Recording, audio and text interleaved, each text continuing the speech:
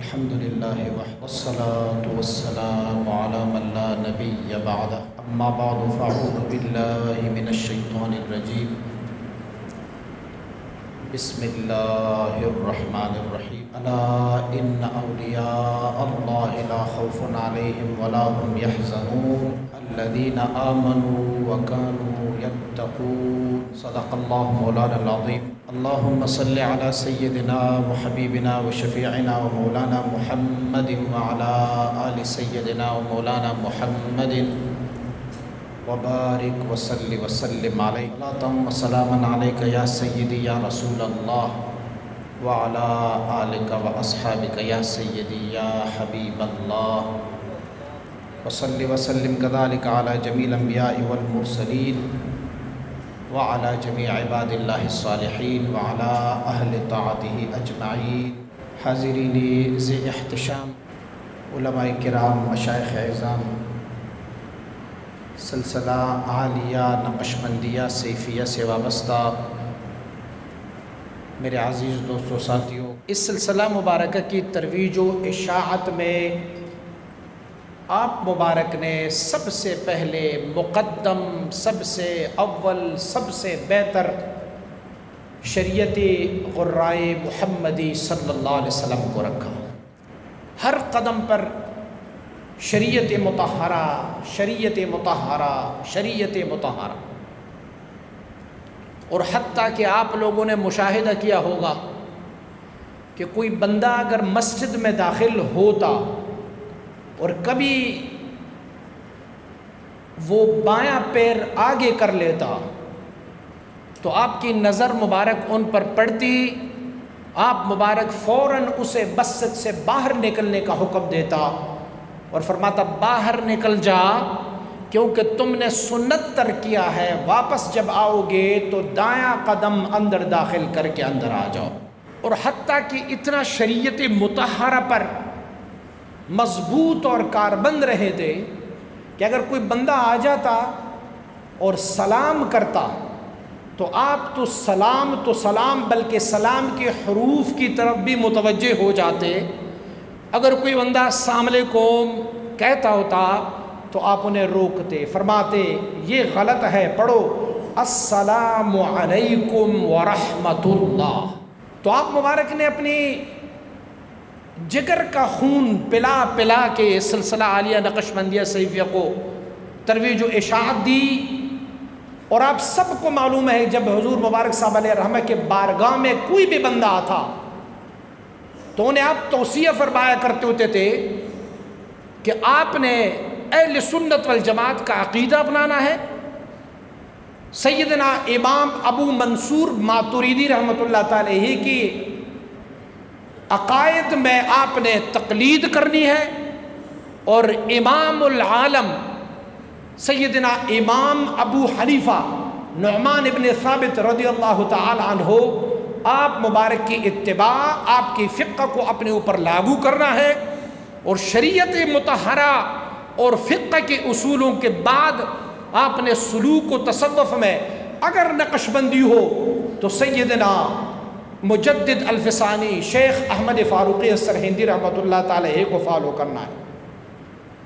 3 اصول آپ مبارک نے فرمائے ہوئے تھے، اور ان 3 اصولوں پر آپ سخت ترین کاربند رہے تھے، اور اتنے سخت ترین کاربند رہے تھے کہ اگر کوئی بھی مسلک حق اہل سنت والجماعت یا سیدنا امام ابو حنیفہ رحمۃ اللہ تعالی علیہ یا سیدنا حضرت امام ربانی مجدد الفسانی رحمۃ اللہ تعالی کے اصول کے مخالف ہوتے، یا ان کی فقہ یا ان کی عقائد میں یا اسی طرح تصوف کے اصولوں میں وہ کاربند نہ رہتے تو حضور مبارک صاحب علیہ رحمہ کسی کا نہ مانتے۔ مجھے یاد ہے ایک بہت بڑی شخصیت تھے، عالم تھے، مفتی تھے، اور ان کے ساتھ تذکرہ پڑا، انہیں داڑھی کو سیاہ خضاب لگائی تھی۔ حضور مبارک صاحب علیہ رحمہ نے ان کو فرمایا خلاصۃ الفتاوی اٹھا کے لایا، فرمایا خلاصۃ الفتاوی نے لکھا ہوا ہے کہ جس نے داڑھی سیاہ کی اللہ کے حبیب صلی اللہ علیہ وسلم نے فرمایا ہے وہ جنت کی خوشبو بھی نہیں پائیں گے، اور ان کو فرمایا کہ جنت کی خوشبو جو ہے وہ 500 سال تک ان کی خوشبو جاتی ہے، تو گویا وہ بندہ 500 سال جنت سے دور رہے گا۔ وہ مفتی، وہ عالم اس بات سے ناراض ہو گئے، اور جب ناراض ہوئے تو حضور مبارک صاحب نے ان کی پرواہ نہیں کی۔ حضور نے فرمایا تم نے اگر اس بات پر ناراض ہونا ہے تو میری امام کا قول ہے، اور میں اپنی امام کے قول کو فالو کرتا ہوں، اپنی مریدوں پر اس قول کو لاگو کرتا ہوں، آپ کے فقہ کو فالو کرتا ہوں۔ آئندہ تم میرے پاس مت آنا جب تک کہ تم اپنی داڑھی کو شریعت مطہرہ کے مطابق یا تو حنا مہندی کے ساتھ نہ رنگے یا کسی اور طریقے، اور ایسے ہزاروں مثالیں موجود ہیں کہ حضور مبارک صلی اللہ علیہ وسلم نے سختی فرمائی ہے شریعت اور طریقت کے ساتھ۔ اسی بات کو مد نظر رکھتے ہوئے مشائخ اعظام فرماتے ہیں کہ جس سلسلے میں بدعات شامل ہو جائے، جس سلسلے میں بدعات شامل ہو جائے، اس سلسلے کا فیض ختم ہو جاتا ہے۔ شریعت میں احکام میں بدعت آ جائے تو وہ بدعت ان احکاموں کو اور شریعت کو باطل کر دیتا ہے، لیکن طریقت میں اگر بدعات شامل ہو جائے تو طریقت کی بدعات اس طریقت کے فیض کو ختم کر دیتا ہے، اور حضور مبارک صلی اللہ علیہ وسلم نے ہمیشہ ایسے بدعات کی رد فرمائی ہے۔ آپ کو معلوم ہے کچھ عرصہ ہوا اور ہمارے ہاں کافی ہمارے سلسلے پر اعتراضات ہو گئے، اور اعتراض جب ہوئے نا، کسی نے ہماری تصوف پر اعتراض نہیں کیا، کسی نے یہ اعتراض نہیں کیا کہ یہ جو کچھ تصوف میں ذکر آپ دے رہے ہیں، بیعت کرتے ہیں، یہ جو آپ عمامہ پہنتے ہیں یا آپ کی داڑیاں ہیں، اس پر کسی نے اعتراض نہیں کیا، بلکہ لوگوں نے اعتراض ہمارے ان چیزوں پر کر لیا جنہیں ہم نے طریقت میں خود بخود شامل کر لیا۔ اب ظاہری بات ہے کہ جسے ہم طریقت میں شامل کر لیں گے بدعات کو، تو طریقت کی فیض ختم ہوتی جائے گی۔ اسی بات کو ملحوظ خاطر رکھے ہوئے ہم نے آپس میں فیصلہ کیا ہے، اور یہ سارے سالکین کے لیے ایک حکم نامہ مرکزی استانے سے جاری ہو جائے گا انشاءاللہ العزیز۔ آج صرف آپ کے روبرو ہے، لیکن انشاءاللہ العزیز یہ حکم نامہ ہوگا، اور جو بھی سالکین جہاں پر محافل کراتے ہیں اس حکم، اس آئین کی خلاف ورزی کرتے ہوئے پائے گئے تو ان کی سند کو منسوخ جانا جائے گا، اور انہیں مسند خلافت سے اور ان کی محفل ذکر کو روکا جائے گا۔ اس میں جو آپ کے سامنے کھڑا ہوں، میری تو اتنی اہمیت نہیں ہے، لیکن اس آستانے کے سجادہ نشین جناب قبلہ محمد سعید حیدری صاحب کا اور جناب قبلہ مولانا محمد حمید جان صاحب آپ کے سامنے تشریف فرما ہے، جناب قاری صاحب محمد حبیب جان اور یہ فقیر عاجز بندہ، اور حضور مبارک صاحب علیہ الرحمہ کے تمام اولاد اور خلفاء کرام میں حضور میاں صاحب بھی تشریف فرما ہے، اور جناب گلزار صاحب بھی تشریف فرما ہے، دوسرے خلفاء کرام تک بھی یہ بات پہنچائی جائے گی۔ یہ سب کا متفقہ فیصلہ ہے کہ اس آئین کو ہم نے فالو کرنا ہے، اس آئین کو ہم نے لینا ہے، اور جو بندہ بھی اس آئین کی خلاف ورزی کرتے ہوئے پکڑا گیا ہے یا جس کی اس آئین کی خلاف ورزی نشاندہی ہو گئی اور اس پر ثابت کیا گیا، تو فیصلہ یہ ہوا ہے کہ اس بندے کو مسندی خلافت سے اور مسندی محفل سے اسے ہٹایا جائے گا، اور پھر ان کے لیے باقاعدہ اعلان کیا جائے گا کہ اس بندے کا سلسلہ سیفیہ سے کوئی تعلق نہیں ہے۔ ہاں ذاتی طور پر کوئی بندہ جو افعال کرنا چاہے تو ان کی نسبت سلسلے کی طرف نہیں کریں گے، وہ کہیں گے یہ میرا ذاتی فعل ہے، میں سیفی نہیں ہوں، یہ میرا ذاتی فعل ہے۔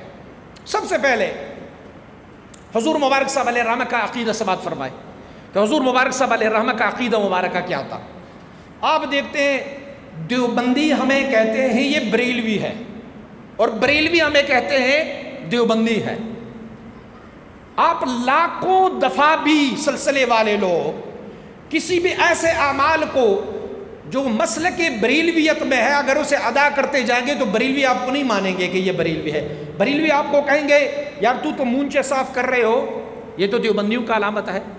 بریلوی آپ کو کہیں گے آپ تو اپنی شلوار کو ٹخنوں سے اوپر اٹھاتے ہو، یہ تو دیوبندیوں کا علامت ہے۔ بریلوی آپ کو کہیں گے بھئی تو نقش بندی ہو، اور قانون یہ ہے کہ نقش بندی آدھے دیوبندی، یہ اصطلاح ہے بریلویوں کا۔ بریلویوں کا اصطلاح یہ ہے کہ وہ کہتے ہیں کہ نقش بندی آدھے دیوبندی۔ اب آتے ہیں دیوبند کی طرف، آپ لاکھوں دفعہ بھی کہیں کہ میں دیوبندی ہو، لیکن جب آپ اذان سے پہلے یا اذان کے بعد صلاۃ والسلام پڑھیں گے تو آپ کو دیوبندی نہیں مانیں گے، وہ کہیں گے نہیں نہیں تو بریلوی ہے۔ آپ نعرہ رسالت یا رسول اللہ پڑھیں گے تو دیوبندی آپ کو نہیں مانیں گے کہ آپ دیوبندی ہو۔ آپ انہیں کہیں کہ میں نے مونچھے بھی صاف کر لی ہے، شلوار بھی ٹخنوں سے اوپر ہے، وہ آپ کو نہیں مانیں گے۔ نہ دیوبندی آپ کو مانیں گے کہ آپ دیوبندی ہو، نہ آپ کو بریلوی مانیں گے کہ آپ بریلوی ہو۔ تو آئیے مبارک صاحب کا عقیدہ اپناتے ہیں۔ آپ کا کیا عقیدہ تھا؟ آپ کا عقیدہ یہ تھا، آپ فرمایا کرتے تھے میں جناب امام ابو حنیفہ رحمۃ اللہ تعالی کا مقلد ہوں، اور جناب امام ابو منصور ماتریدی رحمۃ اللہ تعالی کا عقائد میں مقلد ہوں، امام ربانی مجد الفسانی رحمۃ اللہ تعالی کا مرید ہوں، سیدنا شیخ عبد القادر جیلانی کا مرید ہوں، سیدنا معین الدین چشتی اجمیری رحمۃ اللہ تعالی کا مرید ہوں، سیدنا شیخ شہاب الدین سہروردی رحمۃ اللہ تعالی کا مرید ہوں۔ آپ فرمایا کرتے ہوتے تھے نہ میں دیوبندی ہوں نہ میں بریلوی ہوں۔ دیوبند میں سے جو بندہ امام ابو حنیفہ رحمۃ اللہ تعالی کے مسلک، سیدنا امام ابو منصور ماتریدی رحمۃ اللہ تعالی کے عقائد کی تقلید، سیدنا مجدد الفسانی رحمۃ اللہ تعالی علیہ کی آپ ان کی تعلیمات سے آشنا ہو اور اس پر عمل پیرا ہو اور عقائد اہل سنت والجماعت رکھتا ہو، دیوبندی بھی ہمارا وہ والا دیوبندی بھی بھائی ہے ہمارا۔ بریلوی میں بھی جو بندہ بریلوی مسلک کا، وہ سلسلہ عالیہ، نقشبندیہ، قادریہ، چشتیہ، سروردیہ کسی سے بھی تعلق رکھتا ہو، اور اس کے بعد وہ حضرت امام ابو حنیفہ رحمۃ اللہ تعالی کا مقلد ہو اور ان کے عقائد امام ابو منصور ماتریدی رحمۃ اللہ تعالی کی طرح ہو، اولیاء اللہ کو مانتا ہو، وہ بھی ہمارا بھائی ہی ہے۔ ہماری پہچان کیا ہے؟ حنفیت ہے، امام ابو حنیفہ رحمۃ اللہ تعالی۔ ہماری پہچان کیا ہے؟ امام ابو منصور ماتریدی۔ ہماری پہچان کیا ہے؟ نقشبندی۔ ہماری پہچان کیا ہے؟ چشتی۔ ہماری پہچان کیا ہے؟ قادری۔ ہماری پہچان کیا ہے؟ سہروردی۔ اور ہماری پہچان ہے سیفی، ہمارا پہچان ہے۔ اسی لیے تفرقوں اور مسلکوں کی کوئی بات نہیں ہے، اور یہ قانون ہے۔ ہمارے ساتھی کہتے ہیں کہ نقشبندی سیفی حضرات جو ہے یہ کسی بھی چوکاٹ میں فٹ نہیں ہوتی۔ میں کہتا ہوں یہ تمہارا نظریہ غلط ہے۔ کوئی چوکاٹ ایسے ابھی تک خالص بنا نہیں جس میں سیفی فٹ آ جائے، اور ایک خالص چوکاٹ ایسے بنی ہے، وہ کیا ہے؟ وہ جھنڈا ہے امام ابو حنیفہ کا، جھنڈا ہے امام ابو منصور ماتریدی کا، جھنڈا ہے مجدد الفسانی کا، شیخ عبد القادر جیلانی کا، معین الدین چشتی اجمیری کا، شیخ شہاب الدین سہروردی کا، اور اخندزادہ سیف الرحمن کا جھنڈا ہے۔ یہ اپنے پلے یاد رکھیں۔ دیکھیں میں نے کہا دونوں مسلکوں کے جو بھی لوگ اسی عقیدے کو فالو کریں گے ہمارے بھائی ہے۔ آپ کو معلوم ہے حاجی امداد اللہ مہاجر مکی کون تھے؟ حاجی امداد اللہ مہاجر مکی دیوبند کی سربراہ تھے، دیوبند کی سربراہ تھے، اور ان کو ماننے والے ہمارے بریلوی حضرات بھی ہیں اور دیوبندی حضرات بھی ہیں، دونوں ان کو مانتے ہیں۔ انہیں کیوں مانتے ہیں؟ کہ انہوں نے اپنی عقیدہ دیوبند والا نہیں رکھا، بریل والا نہیں رکھا، انہوں نے اپنے عقیدہ امام ابو منصور ماتریدی اور امام ابو حنیفہ کا عقیدہ رکھا ہے۔ بس سب فرقے ان کو مانتے ہیں، سارے ان کو۔ شاہ ولی اللہ محدث دہلوی سے کون واقف نہیں ہے؟ سارے واقف ہے نا۔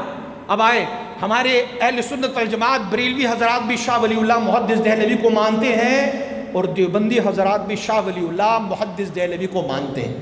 اسی لیے مانتے ہیں کہ انہوں نے اپنے آپ کو دیوبند کی طرف منسوب نہیں کیا، اپنے آپ کو بریلویت کی طرف منسوب نہیں کیا، اپنے آپ کو امام ابو حنیفہ، امام ابو منصور ماتریدی، سیدنا مجدد الفسانی اور سلسلہ عالیہ نقشبندیہ کی طرف منسوب کیا۔ دونوں فریق ان کو مانتے ہیں۔ تو افراط و تفریط سے نکلنا ہے، ہم نے اپنے صاف ستھرا عقیدہ اپنانا ہوتا ہے، اور وہ صاف ستھرا عقیدہ اہل سنت والجماعت امام ابو حنیفہ رحمۃ اللہ تعالی، امام ابو منصور ماتریدی۔ آپ مبارک صاحب علیہ رحمہ کے اس خط کو آپ ہدایت السالکین میں پڑھ سکتے ہیں۔ آپ مبارک کیا فرماتے؟ فرماتے اگر میں نے کہا کہ میں دیوبندی ہوں تو میں نے کتنی جھوٹ بولے؟ فرماتے ایک جھوٹ یہ ہے میں نہ دیوبند کے علاقے کا ہوں، نہ کوئی دیوبند کا شاگرد ہوں، نہ دیوبند کا مرید ہوں، نہ دیوبند میرا امام ہے۔ فرمایا 4 جھوٹ مجھ پر ثابت ہو جاتے ہیں اگر میں کہوں کہ دیوبندی ہوں۔ فرمایا کہوں کہ میں بریلوی ہوں تو بھی 4 جھوٹ مجھ پر ثابت ہو گئی۔ فرماتے کن کو مانتا ہوں، دیوبندی ہے یا بریلوی ہے؟ امام ابو حنیفہ، حضرت امام ابو منصور ماتریدی، مجدد الفسانی، اور ان مبارکین کے نقش قدم پر چلنے والا جو بھی ہے وہ میرا بھائی ہے۔ آپ کو پتہ ہے امام شافعی رحمۃ اللہ تعالیٰ کا اختلاف ہے، امام مالک رحمۃ اللہ تعالیٰ کا اختلاف ہے، امام احمد بن حنبل رحمۃ اللہ تعالیٰ کے اختلاف ہے، حتیٰ کہ امام ابو حنیفہ رحمۃ اللہ تعالیٰ کے شاگردوں کا بھی آپس اپنے استادوں کے ساتھ اختلاف ہے۔ لیکن کیا ہوتا ہے، ہم نے ان اختلافات کو نہیں دیکھ رہا، ہم کہتے ہیں ہمارا امام ابو حنیفہ ہے، میں امام شافعی کو بھی مانتا ہوں، امام احمد بن حنبل کو بھی مانتا ہوں، امام مالک کو بھی مانتا ہوں، ساروں کو مانتا ہوں، لیکن میں اپنی امام سیدنا امام ابو حنیفہ رحمۃ اللہ تعالیٰ کو مانتا ہوں۔ ذرا پوچھے رہے تو اعلیٰ حضرت امام اہل سنت شاہ احمد رضا خان بریلوی سے فتاوی رضویہ پڑھا ہے، ذرا پڑھ کے سنائے نا۔ آپ جو بھی فیصلہ لکھتا ہے، کوئی بھی مسئلہ بیان کرتا ہے تو کیا کہتا ہے؟ کہتے ہیں یہ میری امام ابو حنیفہ کا قول ہے۔ جب اعلیٰ حضرت امام ابو حنیفہ کو فالو کرتے ہیں، اتنے بڑے متبحر عالم ہو کے بھی، تو ہمیں بھی چاہیے کہ ہم امام ابو حنیفہ کو اپنا لیڈر منتخب فرما دیں، بس انہیں منتخب کر لیں۔ تو حضور مبارک صاحب علیہ رحمہ کا یہ عقیدہ مطہرہ تھا۔ اب ہم اپنے سالکین کے درمیان بڑی اختلافات ہو گئی ہے۔ آپ جائیں ذرا خیبر پختونخوا کی طرف، آپ جائیں ذرا افغانستان کے سائڈ کی طرف، آپ پچھلے دنوں آپ کو معلوم ہوگا کتنا نزاع اس بات پر چلا تھا، ایک کہ میں دیوبندی ہوں، دوسرا میں بریلوی ہوں، آپس میں۔ اچھا، کسی بندے نے یہ نہیں کہا کہ میں سیفی ہوں، حنفی ہوں، کسی کا اس پہ نہیں ہوا۔ جب درمیان میں ان لوگوں کو بٹھایا گیا اور کہا کہ تو کون ہے؟ حنفی ہے؟ ہاں میں بھی حنفی ہوں۔ تو کون ہے؟ حنفی ہے؟ ہاں میں بھی حنفی ہوں۔ اچھا تیرا مسلک کیا ہے؟ میں امام ابو منصور ماتریدی کا۔ آپ کا مسلک کیا ہے؟ میں بھی امام ابو منصور ماتریدی کا۔ آپ طریقت میں کس کی مرید ہو؟ میں مجدد الفسانی کا۔ آپ طریقت میں کس کی مرید ہو؟ میں بھی مجدد الفسانی کا۔ آپ کس مسلک کو فالو کرتے ہیں؟ میں اہل سنت کو فالو کرتا ہوں۔ آپ کس کو فالو کرتے ہیں؟ میں بھی اہل سنت کو۔ تو پھر نزاع اور اختلاف کس بات کا آ گیا ہے؟ پھر تو نزاع اختلاف ایسے آ گیا کہ میں کہوں جی میں پٹھان ہوں، تو کہے پنجابی، تو کہے پٹھان ایسے ہوتے ہیں، میں کہوں پنجابی ایسے ہوتے ہیں۔ لیکن اگر عقیدہ صحیح ہو تو یہ حضرت مبارک صاحب علیہ رحمہ کا یہ فیصلہ تھا۔ اس مسئلے پر اپنی قائد کو، اپنے رہبر کو، اپنے رہنما کو سیدنا امام ابو حنیفہ رحمۃ اللہ تعالیٰ کو لے لیں، یہ ہم سب کے لیے مشعل راہ ہے۔ دوسری بات یہ ہے، ہمارے جو خلفاء کرام ہوتے ہیں وہ ظاہری علم اور درس و تدریس کی طرف وہ اپنا نگاہ نہیں کرتے، اور جب ظاہری علم اور درس و تدریس کی طرف وہ نگاہ نہیں کرتے تو پھر کیا ہوتا ہے، بہت سارے ایسے اختلافات ہوئے۔ میرے ایک سالک ہے وہاں پر سندھ میں، وہ مجھے خود بتا رہے تھے، میں ایک دفعہ موٹر سائیکل پر سے جا رہا تھا، ماشاءاللہ خوب امامہ ہے اور داڑھی کو ماشاءاللہ انہوں نے خوب مہندی بھی لگائی ہوئی ہے، لباس بھی شریعت غراء محمدی کے مطابق ہے۔ وہ بتا رہے تھے میں موٹر سائیکل پہ جا رہا تھا، کچھ رستے میں لوگوں نے مجھے روکا۔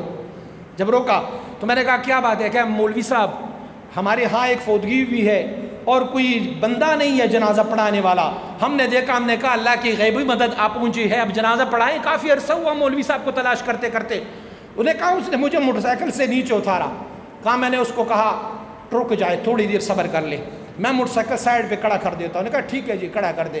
کہا جیسے انہوں نے رستے سے ہٹا، میں نے کک ماری اور سپیڈ لگائی، پیچھے مڑ کے دیکھا بھی نہیں، کیونکہ مجھے نمازی جنازہ جو آتی نہیں تھی تو میں کیا کرتا، ان کا جنازہ کیسے پڑھ رہا تھا۔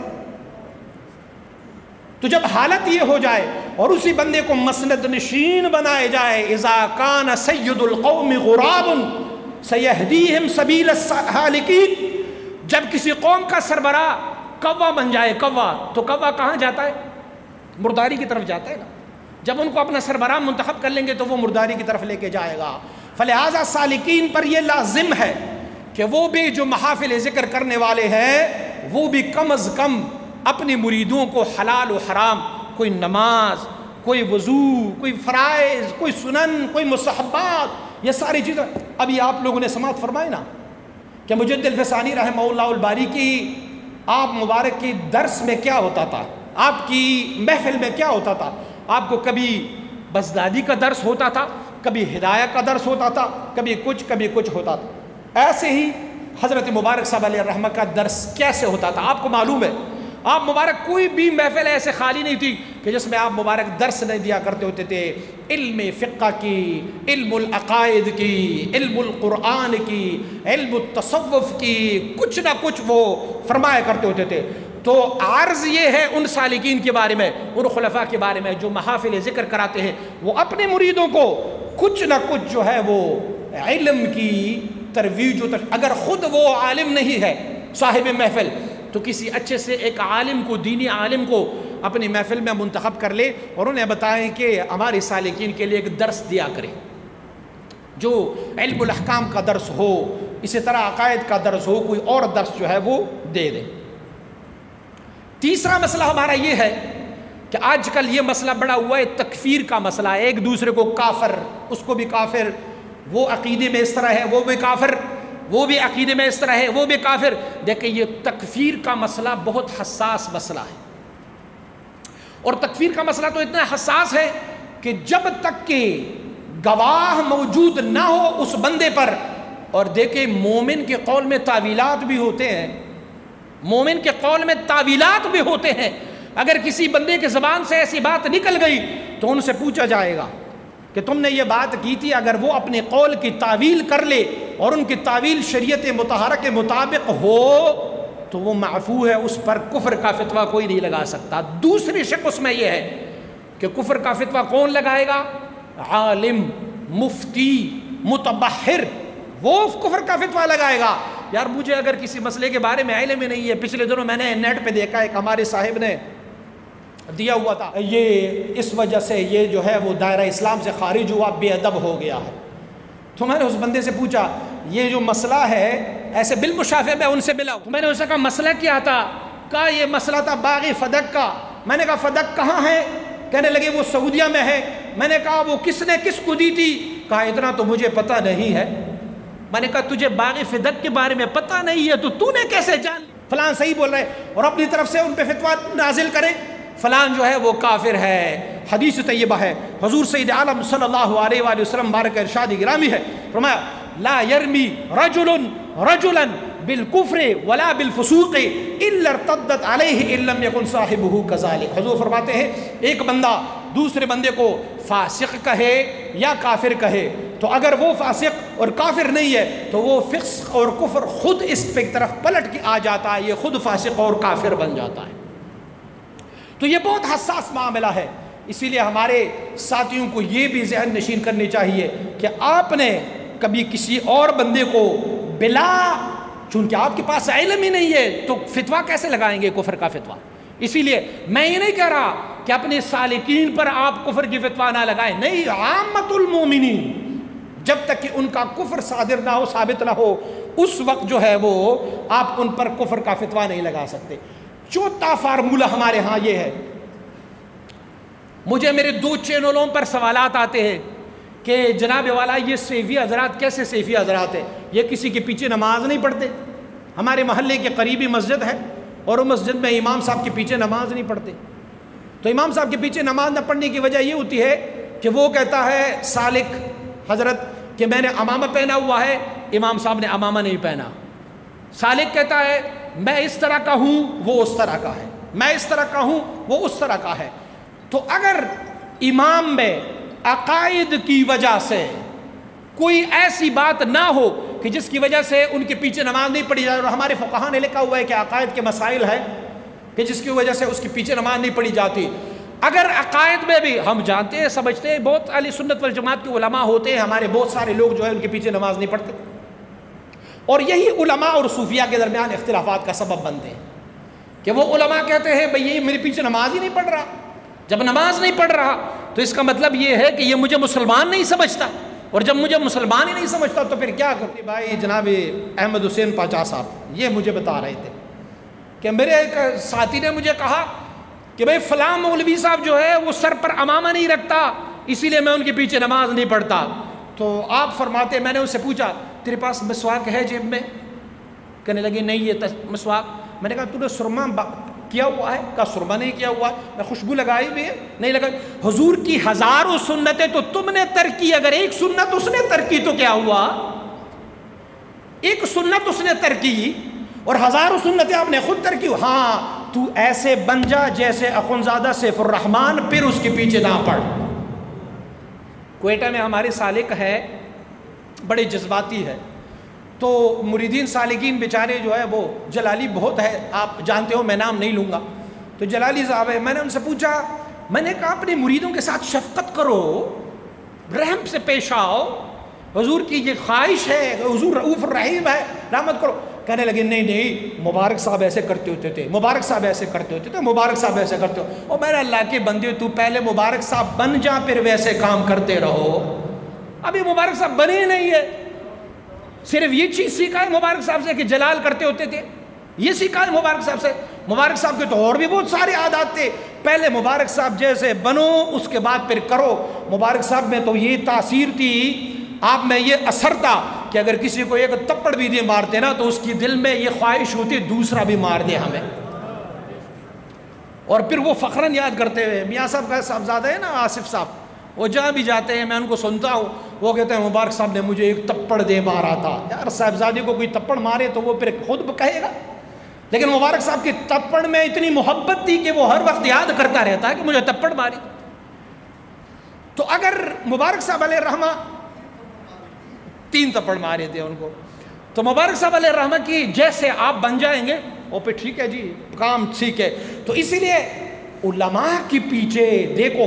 مجد الفسانی رحمۃ اللہ تعالی، اللہ اکبر اللہ اکبر، آپ مبارک کیا فرماتے ہیں؟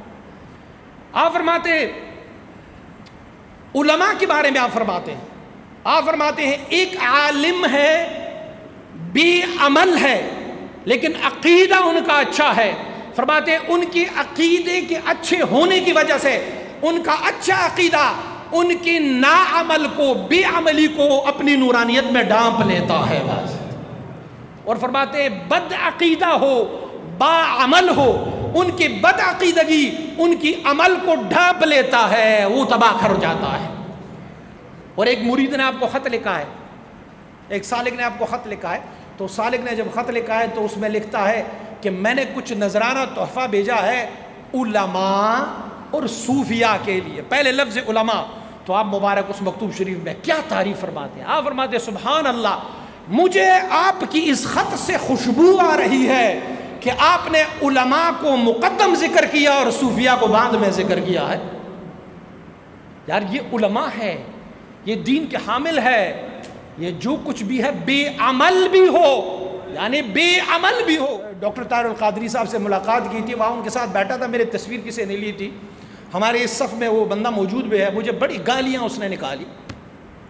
انہیں کہا تم وہ طاہر القادری کے ساتھ بیٹھے ہوئے ہو، وہ داڑھی منا ہے، وہ فلاں ہے، وہ فلاں ہے، وہ فلاں ہے، وہ فلاں. میں نے کہا جیسے بھی ہے عالم ہے نا، تو بتا تیرے پاس علم ہے، اور علم جو ہے وہ نور ہے، علم جو ہے وہ رحمت ہے. عالم اللہ کا صفت ہے، اللہ اپنا صفت کسی بندے کو دے دے، اس سے بڑھ کر اور کیا ہوتا ہے؟ آپ مجھے بتائیں اللہ کا صفت ہے صوفی؟ اللہ کا صفت صوفی ہے؟ نہیں ہے صوفی. لیکن اللہ کا صفت عالم ہے، عالم، اور وہ اپنا صفت کسی بندے کو دے. تو فلہذا ہمیں دوبارہ یہ شکایت نہ ملے کہ ہمارے سلسلے کے سالکین جو ہے وہ کسی عالم کے پیچھے نماز نہیں پڑھتے. جو ہمیں فتنے میں ڈالا گیا ہے، اور جو سارے فتنے ہیں، یہ 6 انچ والی چیز ہے، یہ والی یہ چیز ہے، اس نے ہمیں فتنے میں ڈالا ہوا ہے، اسے ہمیں فتنے میں فساد میں ڈالا ہوا ہے. یہ چیز بری نہیں ہے، چیز اچھی ہے. استعمال کرنے والے اپنے استعمال کو، اپنی ذہن کو، اپنی خیال کو، اپنی سوچ کو اس میں استعمال کر رہا ہے. یہ تو جامد ہے، خاموش ہے. آپ ان کو جو بتاتے جائیں گے وہ آگے اس کو فارورڈ کرتا جائے گا، وہ آگے بولتا جائے گا اس طرح. آپ اچھی طریقے سے استعمال کریں گے تو یہ اچھا ہوگا، آپ برے طریقے سے استعمال کریں گے تو یہ برا ہی ہوگا. اللہ اکبر. اب ذرا کھولیں نا اپنے نیٹ کو. ہمارے یہاں لاہور میں ایک ہے، مبارک صاحب علیہ الرحمہ نے ان کے خلاف اعلان بھی فرمایا تھا، میاں صاحب گواہ ہے، مجھے پشاور سے بھیجا تھا ان کے لیے. نوری بقیہ نام آپ خود سمجھ لیں. ان کے ویڈیوز اگر آپ دیکھیں گے کہ وہ محافل میں کس طریقے سے وہ ویڈیوز بناتے ہیں، وجد و حال و کیفیت کی، وجد و حال و کیفیت کی کوئی انکار نہیں ہے. ابھی ہماری مذاکرات ہو رہے تھے ان لوگوں سے جو ہم پہ اعتراضات کر رہے ہیں، ان سے ہمارے وہ وجد کو مانتے ہیں، وہ کہتے ہیں وجد کو ہم مانتے ہیں، وجد کے ہم کوئی انکار نہیں ہے.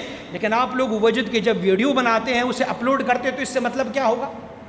اس سے مطلب خودنمائی ہوگی نا کہ دیکھو میری توجہ میں اتنا اثر ہے، میری محفل میں لوگ اس طرح کی وجد میں ہے، میری محفلوں میں لوگ ایسے کرتے ہیں، ایسے کرتے ہیں. بھائی علم نااہل کے پاس پہنچانا ایسے ہے جیسے کسی سور کے گلے میں آپ سونے کا چین ڈال دیں۔ تو جن بندوں کو تصوف کے بارے میں پتہ ہی نہیں ہے، وجد کے بارے میں پتہ نہیں ہے، طریقت کے بارے میں پتہ نہیں، اور خدا کے بندوں ان کے سامنے آپ اپنی ویڈیوز کیوں شیئر کرتے ہو؟ یہ انٹرنیشنل میڈیا ہے، یہ سوشل میڈیا ہے، اور سوشل میڈیا اور انٹرنیشنل میڈیا جو ہے وہ اسی چیز کے لیے استعمال کرنا، یہ سراسر جرم ہے، یہ سراسر غلطی ہے۔ اتنے آپ لوگ اگر صوفی ہو، ہم اتنے صوفی ہے تو چلو بھائی اپنے سامنے کیمرہ رکھو، قرآن، حدیث، ائمہ، فقہاء، مجتہدین کے قول سے اپنے اس وجد کو ثابت کر لو، پہلے ثابت کر لو، اس کے بعد اگر دو گے تو چلو کوئی بات بنی۔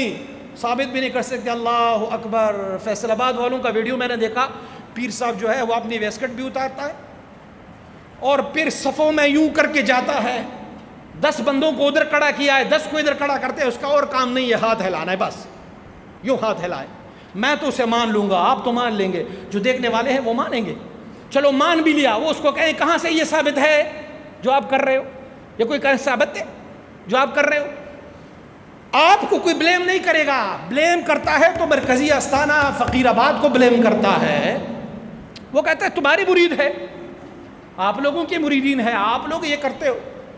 اسی لیے اس ویڈیو کو میں درخواست کرتا ہوں آپ سب خلفائے کرام سے کہ جہاں بھی محفل ہو وہاں پر پہلے سے اعلان کرایا جائے کہ بھئی آپ کے موبائل فون بند ہونے چاہیے۔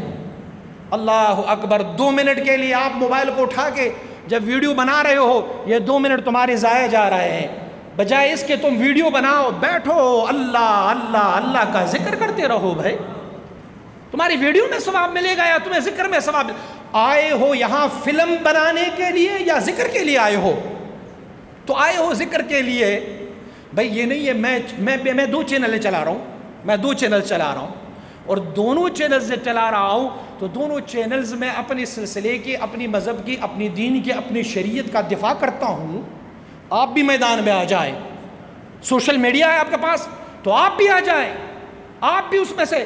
ہاں ویڈیو بنانی ہے کسی عالم کی تقریر جو آپ کے محفل میں ہو رہی ہو، اچھے عالم، بہترین عالم، ان کی ویڈیو بناؤ، اسی کو اپلوڈ کر لو، بعد میں دیکھو لوگ کیسے متاثر ہو جاتے ہیں۔ وجد اور حال سے کوئی لوگ متاثر تمہاری نہیں ہوتا ہے۔ آپ سب کو پتہ ہے تمہاری اس نعتوں کے پیچھے جس میں وجد و حال و کیفیت ہوتی ہے، لوگوں نے کیا کیا اس میں کلپس چڑھائے ہوئے ہیں۔ کسی نے لکھا ہوا ہے کرنٹ بابا۔ میں بھی کراچی گیا تھا، ایک ٹریفک سارجنٹ کھڑا ہوا تھا، جب ہمیں دیکھا تو گاڑی روکی، کر رک جا، سائڈ پہ کر لو۔ میں سائڈ پہ کر لی گاڑی، میں نے کہا ہاں جی بھائی، کہا آپ کرنٹ پیر ہے؟ آپ کرنٹ پیر ہے؟ میں نے کہا کیا مطلب کرنٹ پیر ہے؟ کہنے لگے وہ میں نے ویڈیو دیکھی، جیب سے موبائل نکالی، ویڈیو نکالی، اس نوری صاحب کا ویڈیو دکھائی، کہا نہیں آپ کا شکل الگ ہے، ان کا شکل تو الگ ہے، لیکن آپ بھی کرنٹ پیر والوں کا مرید ہو۔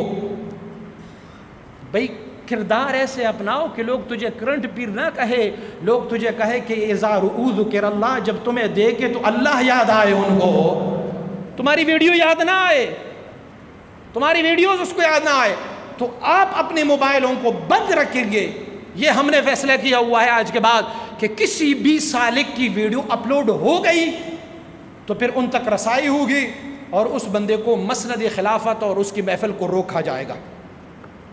ایک اور شق ہم نے لکھا کو استعمال کرو، لیکن سوشل میڈیا کو آپ دین کی ترویج و اشاعت کے لیے، جیسے میں نے عرض کیا، اس کے لیے استعمال کر لو۔ ایک اور ہم نے آپس میں کی ہے کہ خلفائے کرام جو ہے وہ اپنی مریدین کو دوسرے مشائخ کرام، دوسرے خلفاء کی محافل سے روکتے ہیں، ان کے محافل سے وہ روکتے ہیں، اور اکثر و بیشتر کہتے ہیں فلاں خلیفہ صاحب نے یہ کیا، فلاں خلیفہ صاحب نے، آپ ان کی محفل میں نہ جایا کرو، یہ آپ کی محفل میں نہ آیا کریں، آپ ادھر نہ جاؤ، یہ ادھر نہ جائیں۔ تو ہم نے یہ فیصلہ کیا ہے کہ آپ جو خلفاء حضرات ہیں وہ اپنی مریدین، اپنی سالکین کو دوسرے خلفاء کرام کے پاس بھی بھیجیں گے، دوسرے اولیاء اللہ کے پاس بھی۔ یہ لازم نہیں کہ صرف سلسلہ عالیہ سیدیہ کے خلفاء کے پاس بھیجیں، دوسرے مشائخ تھوڑے ہیں، سلسلہ عالیہ قادریہ کے مشائخ ہے، چشتیہ کے مشائخ ہے، مجدد الفسانی سرہند میں ہے، اور آپ لوگوں کے شالیمار باغ کے بیک سائڈ پہ حضرت مخدوم نشان رحمۃ اللہ علیہ کا بازار ہے، آپ قادری ہے اور مجدد الفسانی نقشبندی ہے، آپ کے مریدین جب وہاں سے واپس پلٹ کے آتے ہیں تو آپ ان کو فرماتے ہیں مخدوم ایشان کی بارگاہ میں جایا کرو، ان سے بھی فیض حاصل کرتے رہو۔ اور ہم نے کیا کیا ہے، میرا مرید ہے تو اس کا مرید ہے، میرا مرید اس کے پاس نہیں جائے گا، ان کا مرید ان کی طرف نہیں جائے گا۔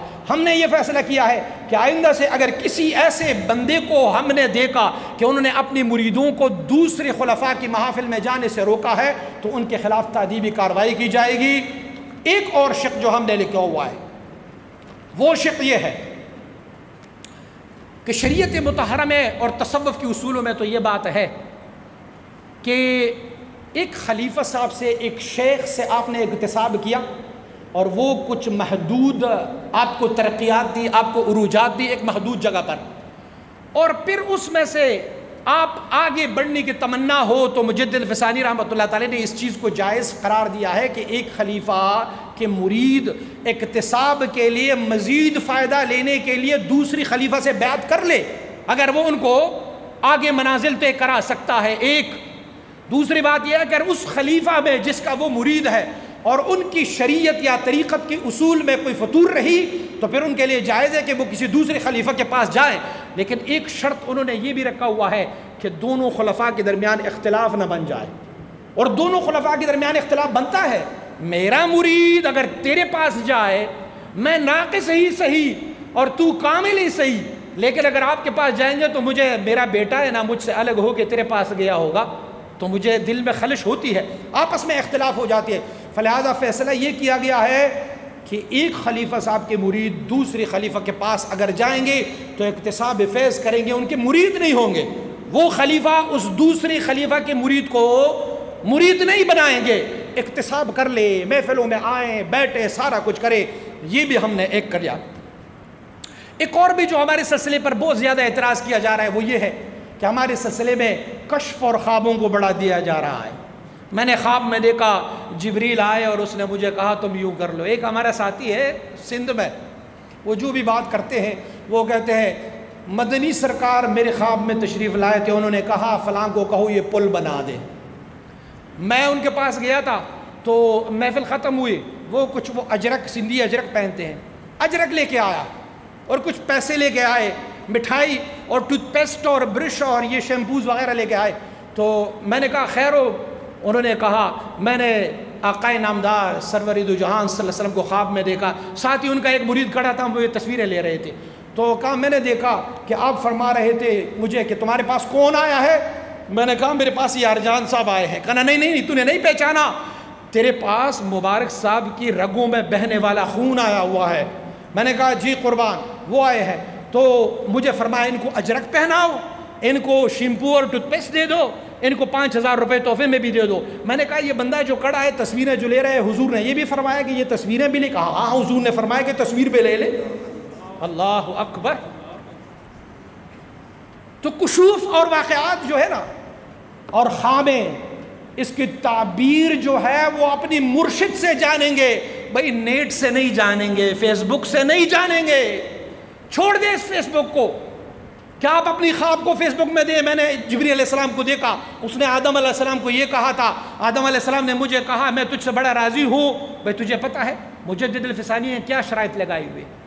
مکتوب نمبر 252 میں دیکھیں، جلد اول میں مجدد رحمۃ اللہ تعالی فرماتے ہیں جو بندہ خواب دیکھے یا کشف دیکھے، بسا اوقات وہ دیکھتا ہے کہ مجھے ایک شیخ نے نوازا ہے۔ مثلا وہ کہتے ہیں مجھے سیدنا شیخ عبد القادر جیلانی نے یہ فیض دیا ہوا ہے، خواب میں نے دیکھا۔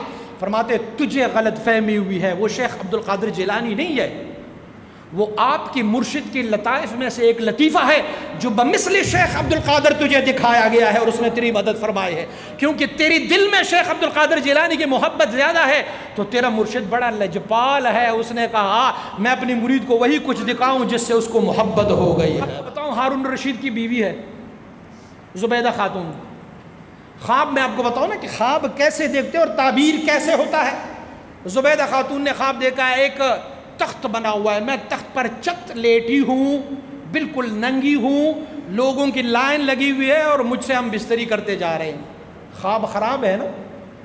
خواب کیسا خواب ہے؟ اگر کسی کو بتایا جائے وہ کہتے ہیں شیطانی خواب ہے۔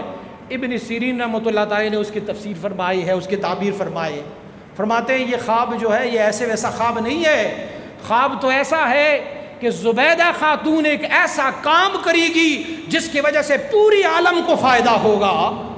اور زبیدہ خاتون نے کہا پتہ نہیں میں کیا کام کروں گی, مجھے تو یہ نہیں معلوم تھی کہ کیا کام کروں گی. پھر کیا ہوا, زبیدہ خاتون حج پہ آئی. جب مینا میں آئی نا تو دیکھا مینا میں پانی کی بہت قلت ہے, پانی نہیں ہے. تو زبیدہ خاتون نے فرات سے عراق سے ایک نہر اپنی پیسوں سے کھدوائی, ہارون رشید کے پیسوں سے نہیں, اپنے پیسوں سے کھدوائی, اور مینا تک مزدلفہ تک وہ پانی لے کے آئی. حجاج جب بھی آتے اسی میں سے پانی پیتے, اسی میں سے وضو فرماتے ہوتے تھے سارے. حضور مبارک صاحب علیہ رحمہ فرمایا کرتے جب میں پہلی بار حج پہ گیا تھا تو اسی نہر سے میں نے وضو کیا تھا, اسی نہر سے میں نے پانی پیا تھا. اور وہ نہر آپ نے کھدوائی. آج بھی اگر اللہ کریم آپ کو توفیق دے اور آپ وہاں جائیں گے تو عرفات سے وہ بلکاتا ہوا مزدلفہ اور مینا تک وہ نہر. تو بھائی خواب کچھ اور ہوتے ہیں, تعبیرات اس کی کچھ اور ہوتے ہیں, اور آپ نے جا کے اس کو نیٹ پہ ڈالا, اور جب نیٹ پہ ڈالیں گے تو پتہ ہے آگے والے کیا تعبیر اس کو نکالیں گے.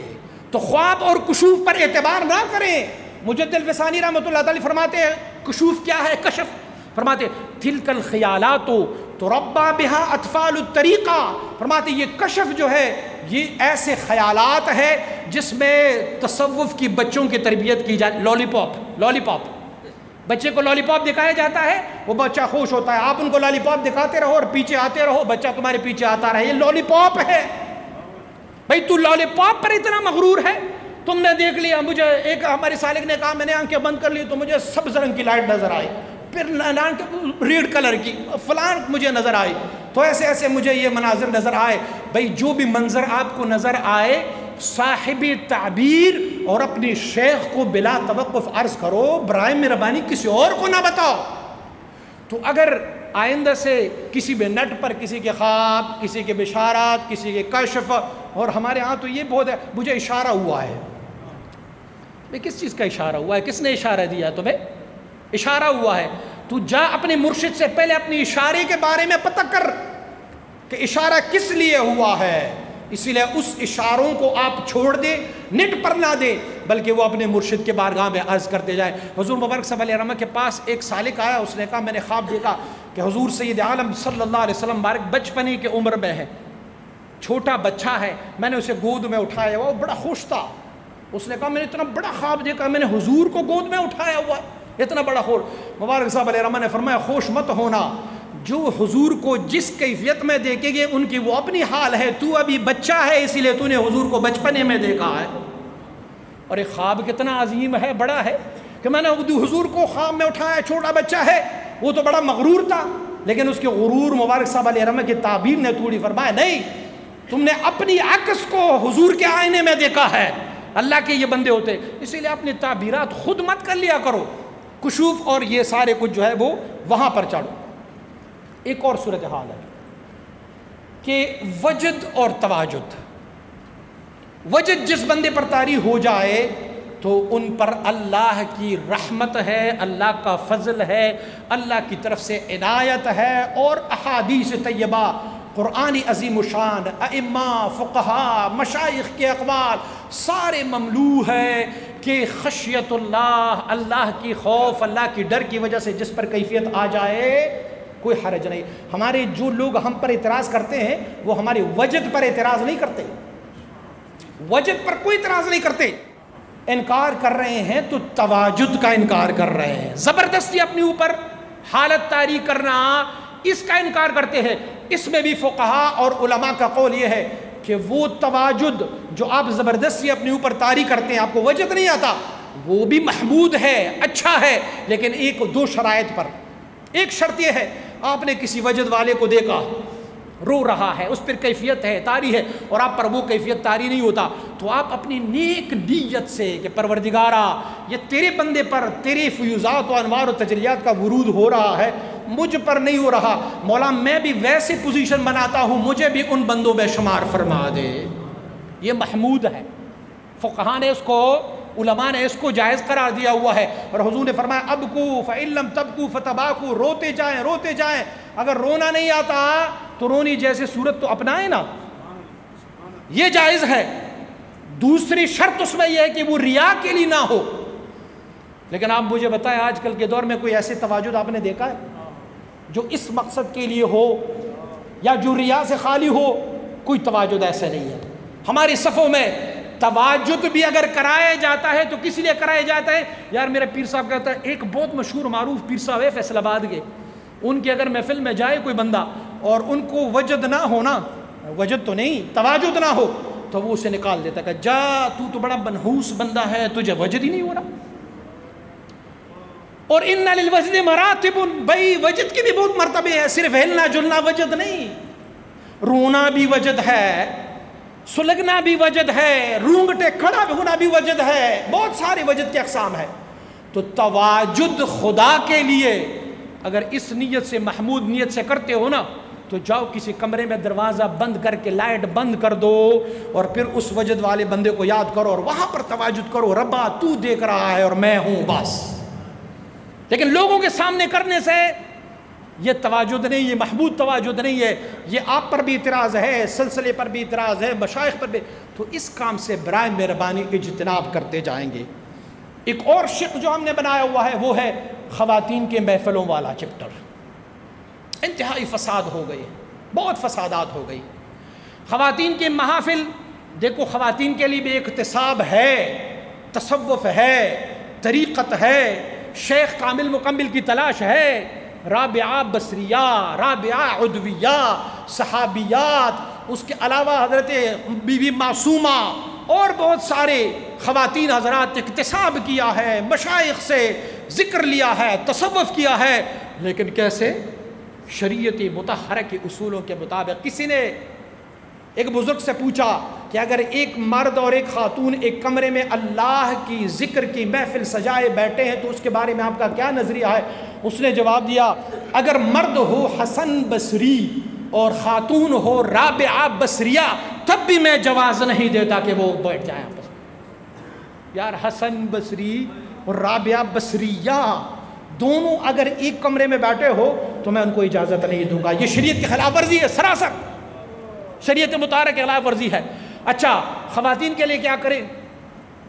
خواتین کے لیے خاتون ہی کو نائب بنا لے، بس انہیں نائب بنا لے، وہ ان کو تربیت کرے، ان کو ذکر دے، ان کو توجہ کرے، ان کے اسباق کو بنائے، تو مرد کا وہاں داخلہ ممنوع ہو تو فسادات نہیں ہوں گے۔ اور حدیث شریف میں ہے النساء حبائل الشیطان، عورتیں شیطان کی رسیاں ہیں، شیطان جس بندے کو جکڑنا چاہتے ہیں عورت کو استعمال کر دیتے ہیں، عورت استعمال ہو جاتی ہے۔ ہمارے ایک بہت مزاحیہ ایک مقرر صاحب تھے، وہ کہتے ہیں عورت جو ہے وہ کبھی ماں کے روپ میں ہوتی ہے اور کبھی وہ بہن کے روپ میں ہوتی ہے، کبھی بیوی کے روپ میں ہوتی ہے، کبھی بہن، کبھی دادی، کبھی نانی، کبھی فلاں، کبھی فلاں، کبھی فلاں روپ میں ہوتی ہے۔ تو وہ کہتا ہوتا تھا سارے روپوں پر لعنت ہو عورت کی۔ اگرچہ ان کی یہ بات تو قابل تصدیق نہیں ہے کیونکہ اس میں ماں بہن اتنی عظیم رشتے ہیں، لیکن انہوں نے کہا جو فساد کی جڑ ہوتی ہے یہ عورت ہے۔ اور اسپیشلی جب آپ نام لیتے ہو کہ میں صوفی ہوں اور پھر عورتوں کی محفل، ہاں اس شرط پر اس کو اجازت ہے کہ شرعی پردے کا لحاظ رکھا جائے۔ اور بہت سارے میں نے سنے ہیں کہ پیر صاحب جو ہے ان کو کہتے ہیں میرے چہرے پر نظر رکھو، خاتون کو کہتے ہیں میرے چہرے پہ نظر رکھو۔ مرشد کا ان پہ نہیں، یہ حکم مردوں کے لیے ہے، عورتوں کے لیے نہیں ہے۔ عورتوں کے لیے حکم ہے للمؤمنات، مومنات کو کہو کہ یغضضن من ابصارہن، آپ اپنی نظریں نیچے رکھو، جھکائے رکھو۔ تو شرعی پردے کے لحاظ اور پھر اس عورت کا ایک محرم ساتھ بیٹھا ہو تو پھر ان کے لیے اقتصاب اور فیض کا جو طریقہ اپنایا جاتا ہے اسے اپنا دے۔ اور آخری شق جو ہم نے لکھا ہوا ہے وہ یہ ہے کہ غیروں کے علامات کو نہ اپنائیں۔ آپ کو لقد کان لکم فی رسول اللہ اسوۃ حسنہ، آپ کو آقا کی اتباع میں بہت ہی حسین ترین کام ہے۔ ہر ادا میں میرے آقا کو فالو کرے، ہر ادا میں فالو کرے۔ پھر آقا صلی اللہ علیہ وسلم بارک کی ادائیں ہمیں معلوم نہیں کہ ان کی ادائیں کیسے ہیں، تو پھر کیا کرے؟ آپ اپنے مرشد کامل مکمل کو دے کے ان کی ادا کو اپناتے رہیں گے، بس غیروں کے اداؤں کو نہ اپنائیں۔ اور ہمارے تو اللہ کرم فرمائے، خلفاء کی بھی اپنے اپنے سٹائلز ہیں نا، تو میں آپ ساروں کو نصیحت کروں گا، آپ نے جس کو فالو کرنا ہے آپ کا آئیڈیل رہبر اخنزادہ سیف الرحمن ہونا چاہیے۔ اسے ایک ہستی کو فالو کریں گے نا، سارے اس پر متفق ہیں، کسی کو اس سے اختلاف نہیں ہے، سارے اسے، آپ ان کو فالو کریں، غیروں کی علامات کو نہ اپنائیں۔ جب غیروں کی علامات اپناتے ہیں تو ان کے ساتھ مشابہت کرتے ہیں، آہستہ آہستہ انہی کے جملے میں سے ہم ہوتے ہیں۔ ہم نے یہاں ترتیب دیا ہے اور اس میں نے جس طرح عرض کیا ہے یہ مرکزی استانی کی طرف سے ہے، انشاءاللہ العزیز کی کاپیاں بنائی جائے گی اور کاپیاں بنانے کے بعد یہ آپ سب کو دی جائیں گی، اور اگر ان اصولوں کے خلاف ورزی کرتے ہوئے کوئی بھی سالک یا خلیفہ پکڑا گیا تو ان کے لیے اور سزا نہیں ہے، یہ سزا ان کے لیے کہ اس کو مسند خلافت سے ہٹایا جائے گا، ان کے خلاف باقاعدہ میڈیا پر اعلان کیا جائے گا کہ یہ بندہ ہماری سلسلے سے نہیں ہے۔ مجھے میاں صاحب کی طرف سے بھی ایک آیا ہے کہ جو سالکین اپنی شیخ کے محفل میں بھی نہیں جاتے اور نہیں فقیر آباد آتے ہیں تو ان کے بارے میں بھی حکم ہے کہ وہ اپنے مرشد سے رابطہ کریں اور مرکزی استانے سے رابطہ کر لیں۔ دیکھیں اپنی شیخ کے پاس 40 دنوں میں ایک دفعہ جانا لازمی ہے۔ مجدد الفسانی رحمۃ اللہ علیہ فرماتے ہیں نہیں جائیں گے تو ان کے اور شیخ کے درمیان شیطان حائل ہوتا جائے گا، اور اگر مرکزی استانے میں آپ کا رابطہ ہوگا تو آپ ایسے اعلیٰ قسم کی شریعت کے مطابق باتیں سنیں گے، یہاں پر آپ کی تربیت ہوتی رہے گی۔ دیکھو ہم غیروں سے کیوں مخاطب نہیں ہیں، آپ لوگوں سے مخاطب ہیں، اسی لیے کہ ہم آپ سب کو اپنے بھائی بیٹے بچے تصور کرتے ہیں۔ بندہ اپنے بچوں سے کھل کے بات کر سکتا ہے، اپنے بیٹوں سے کھل کے بات کر سکتا ہے، اسی لیے یہ مبارک صاحب علیہ الرحمہ کا گلستان ہے، اس کا ایک ایک پتا، ایک ایک شاخ، ایک ایک درخت یہ معزز ہے، مکرم ہے، محترم ہے، اور اگر کسی پتے میں بھی پتجڑ ہو جائے نا تو ایک پتا بھی گر جاتا ہے تو ہمیں دکھ ہوتا ہے، ہمیں دکھ ہوتا ہے کہ ہمارے باغ کا ایک پتا جڑ گیا، گر گیا۔ اللہ رب العزت آپ سب کو اپنے حفظ و امان میں رکھے، اس آئین کو فالو کرتے جائیں گے، انشاءاللہ العزیز کاپیاں آپ کو ملتی جائیں گی، جو لوگوں نے سنا ہے وہ اگلوں تک اس کو منتقل کر لیں انشاءاللہ العزیز۔ یہ میڈیا پہ بھی انشاءاللہ العزیز کلپس آ جائیں گے، اگر آپ دوسرے لوگوں کو بھی سنانا چاہیں تو ان کو سنا لیں۔